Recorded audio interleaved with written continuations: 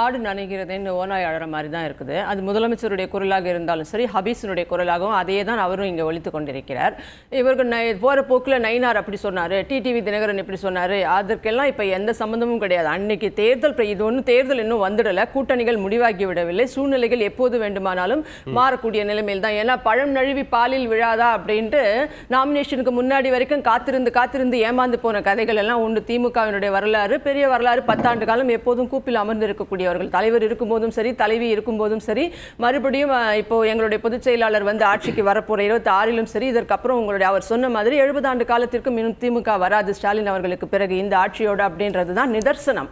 ஏன்னா இவ பாருங்க, அப்படியெல்லாம் யாரும் பேசவே இல்லை. இவர் முதல்வர் அவர் முதல்வர் அந்த பிரச்சனைக்கே இப்போது இடமே கிடையாது. அங்கே நாங்கள் என்ன செய்தோம், இந்த ஆட்சியின் அவலட்சணங்கள் என்னென்ன வாக்குறுதிகள் கொடுத்தீர்கள், அதான் நீங்க கூட இப்பயே பாருங்களேன். இதுலயே என்ன சொல்லிட்டு இருக்காங்க, மீண்டும் மீண்டும் மீண்டும் பரிதாபமா இருக்கு எனக்கு திமுக நிலைமையும் ஹபீஸ் நிலைமையும் பார்க்கும்போது. வரப்போவது சட்டமன்ற தேர்தல். இங்கே தமிழ்நாட்டை பொறுத்தவரை இந்த கூட்டணியின் தலைவர் எங்களுடைய பொதுச் செயலாளர் அண்ணன் எடப்பாடியார் அவர்கள், முதலமைச்சரும் அண்ணன் எடப்பாடியார் அவர்கள் தான். இதில் ஆண்டவனே சொன்னாலும் மறுப்புக்கு இடமே கிடையாது. இதுதான் ஃபைனலாக போறதும் சரி, இதுதான் இன்றைய நிலைப்பாடு up to as on date இந்த நிமிடம் வரைக்கும்.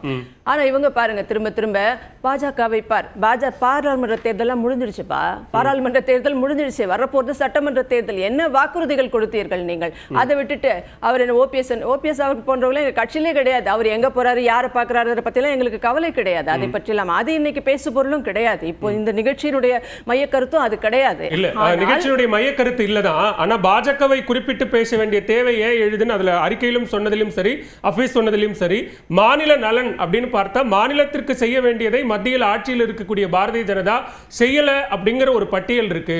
அப்ப அந்த பட்டியலை குறைந்தபட்சம் கேட்டு பெறுகிற இடத்தில் திரு எடப்பாடி பழனிசாமி இருக்கிறாரா? அப்ப மாநில நலனுக்கு எதிராக இருக்கிறாருங்கிற குற்றச்சாட்டை நாங்க வைக்கிறோம்.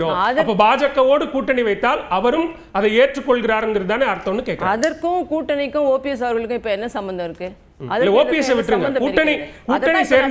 அதுதான் இவர்கள் வந்து தலையை சுத்தி எங்கெங்கயோ தொட்டு சாப்பிட்டு மூக்கு தொட்டு சாப்பிடுற மாதிரி கூட இல்லை, என்னென்னவோ பண்ணிட்டு இருக்கீங்க. உங்களுக்கும் அவர்களுக்கும் மற்றவர்களை பற்றி எங்கள் கட்சியில் என்ன நடக்கிறது, எங்கள் கட்சியில் இதற்கு முன்னாடி உறுப்பினர்களே இல்லாதவர்களை பற்றிலாம் உங்களுக்கு என்ன கவலைன்ற